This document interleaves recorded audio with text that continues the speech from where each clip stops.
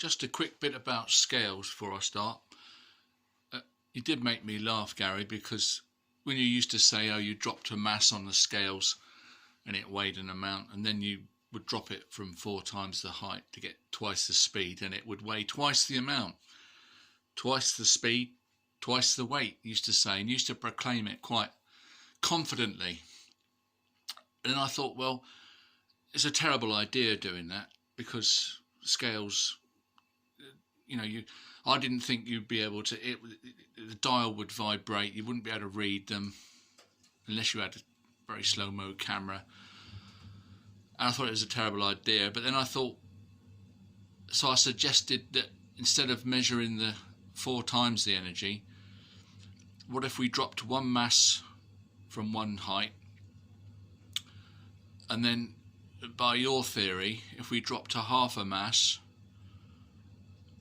at twice the velocity, one mass at one velocity and half mass at twice velocity, they should weigh the same, and which is what this bar started to do, and they're showing a difference, which is correct because of the kinetic energy.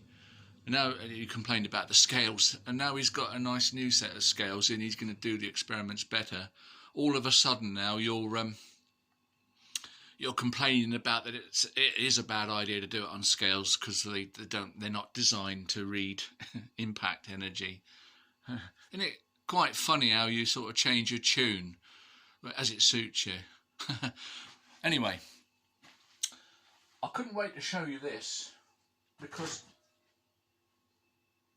when I did my thing about hanging weights from the lever on the drawing, and you said, oh, that's no good, that doesn't work. It does, it's correct, and it does predict what happens whether you hang the weight from the bottom of the bar or the top. It wouldn't matter. It does predict what would happen. It's correct. I've done this because I think it shows it better, rather than a picture. This block of wood here is representative of that tube I had. That's the lever. It is extra wide, but that's just to make it more visually, not appealing, but visually you can see what's going on clearer by making it a bit wider. But the same rules apply whether it's that wide, narrow, or just a thin bar. So if this represents the weight hanging down here, vertically down because of gravity, and the same on that side, for all these things we're going to make the weights the same, so we can forget the weights. All we're interested in is the distance from this line of action to the pivot. You can see that they're exactly the same there and there, so it would balance. If we displace this up to that point, and we say we're going to hang the weights from the bottom of the tube, you can see here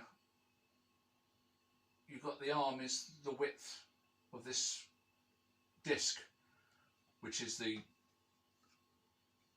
circumference of the lever as it rotates. So a quick inspection here, the distance there is the width of the disc, but down here you can see that, if I put it like that, you can see it's a much narrower distance now as opposed to that. So because this is if it's hung from the bottom, so because this is the greater arm, you know it's going to experience a force down like that. And then, because it would be reversed, this distance now is greater than this distance, so it would oscillate back to and fro until it damped down. Now then you was complaining, it doesn't work because what if it's from the top? Well, let's do that, we'll see. Now we're going to hang the weight from the top corner of the tube. And now let's have a look at it. Remember that, you've got that sort of distance there. But over here it's reversed. We've got a much longer arm now. So the force now is not to restore it to the horizontal.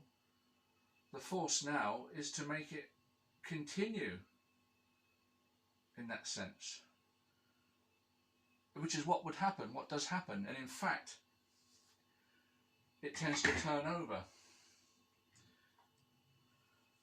We would demonstrate that exactly the same. You'd measure the forces with weights stuck to the rod without dangling.